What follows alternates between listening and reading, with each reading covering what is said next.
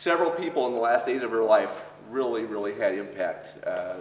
My cousin Carol faithfully visited her. Mike, who came with you to visit Deb on Saturdays? And Mike and Dawn visited her on Saturdays.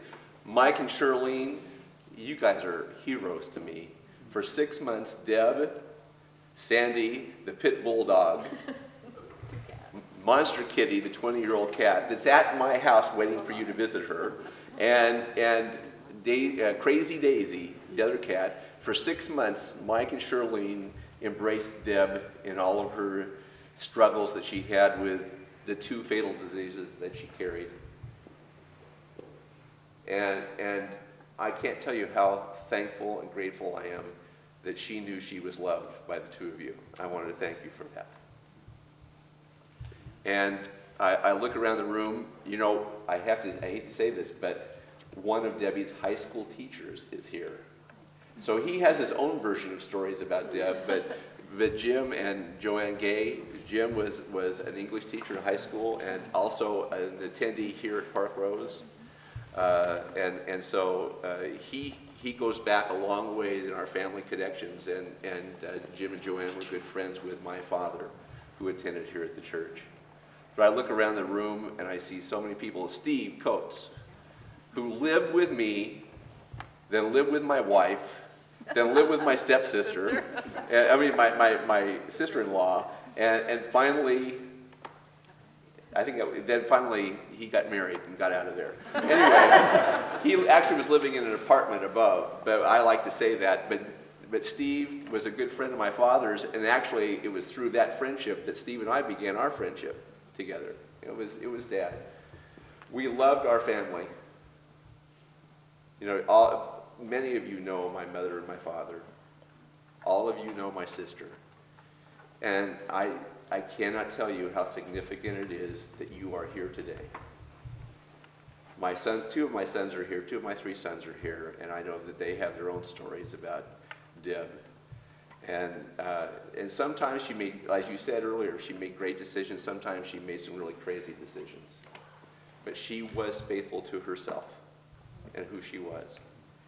In the last days, as she was dying, the folks at Marquee at Centennial were incredible in loving her. She has been there since clear back in, I think it was late February, early March when she first came. And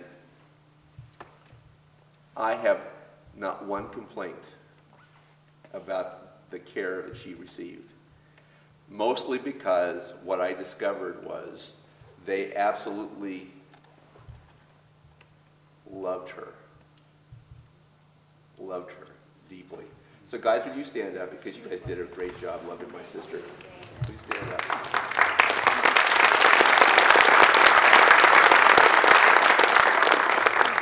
They were getting paid a salary, but they all went way above and beyond. And actually some of her friends in LA put on a concert at Venice Beach, and it was on the internet. And Dana, on her day off, abandoned her own family and spent hours and hours arranging to have a computer in Deb's room, and then sat with Deb through a concert that was supposed to end at 10 o'clock and ended at about 11:30. And she was chatting with people for Deb. She was getting answers from Deb, and she was typing them in so that Deb had the opportunity to actually be interacting with her friends at Venice Beach. So some great people. And truth is, I could tell stories about every one of you. And I want to thank you for that. But I need to end the story with just a brief experience of what happened with Carol and I on her last night. One of the things that strikes me is that even when the body begins to shut down, it still hungers for life. And Deb hung in there, because you know how tenacious she can be. And my sister hung in there. And late in the afternoon of September 16th, I received a phone call saying that Deb had been unresponsive all day, and that this is the time for us to come. So I came to visit. I called Carol and John, and Carol came down, and bless her heart, she says, "I'll spend the night with you, Harry." And so we spent the night there with Deb. And we just held her hand and talked to her, and Carol and I, as cousins, told stories going back to our childhood days, and I think that was all a comfort to Deb. But the pain that she was in must be incredible. ALS, I have come to hate because what I saw my sister go through.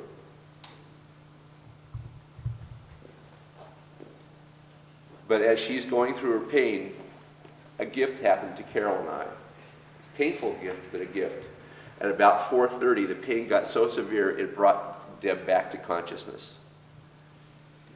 And Carol noticed it first, and Deb reached out and grabbed Carol's hand, looking at her. And then she would switch and grab my hand and look at me. And for about an hour and 15, maybe an hour and 20 minutes, went back and forth between the two of us. And in my own mind, I can't say what was happening in my sister's brain, but I can say I believe it was a goodbye to the two of us. That's what I believe was happening. And again, this points to my sister. Carol and I had been there all night long, and we agreed we needed to get some rest. I told the staff at Marquis that I was going to go get a 2-hour nap, and then I was going to come back. And I went home. I had been in bed all of 20 minutes. That is including answering 2 phone calls, one from my son, Tim, and the other from my good friend, Bill. And so maybe I closed my eyes for 5 minutes and the phone rang with them telling me she'd passed.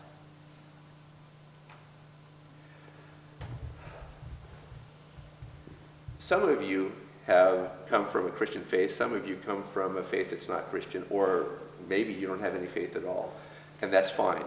I've got to tell you from my perspective something that happened that was transforming for me.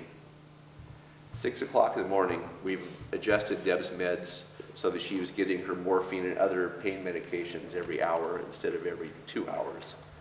And at 6 o'clock, a housekeeper came in. She was Hispanic.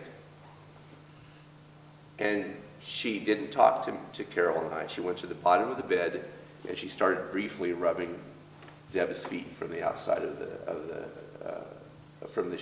not skin to skin, but from the outside on the sheet and blanket, rubbing her feet gently. And then she did something that was totally unexpected. She walked up to the edge of the bed, and in the most delicate, gentle manner, kissed my sister's hand. And what I realized, again, this is out of my faith, this is the way my sister was going to be ushered into heaven, with gentleness, with tenderness, with care. Then this young lady came back about 10 minutes later and said to us, every single morning that she showed up, my sister was waiting for her with a smile on her face. And I thought, only Deb could do that. We could go on all night, right? But I think we need to go on in a different location. So Bill's going to come up. We're going to have another song from Troy. Bill's going to come up and bring it into the service. But afterwards, I hope you'll look at the display of Deb and sign her guest book and say anything you want to say in the guest book. And if you are interested, we invite you to come and join us at our house out in Gresham. We have Google Map out there, and if you want to take, we weren't sure how many people are going to show up, so we asked a bulletin for each one of us, for each family, just one. If you want more bulletins to give to your friends, feel free to grab more of them, okay? Thank you so much for being here.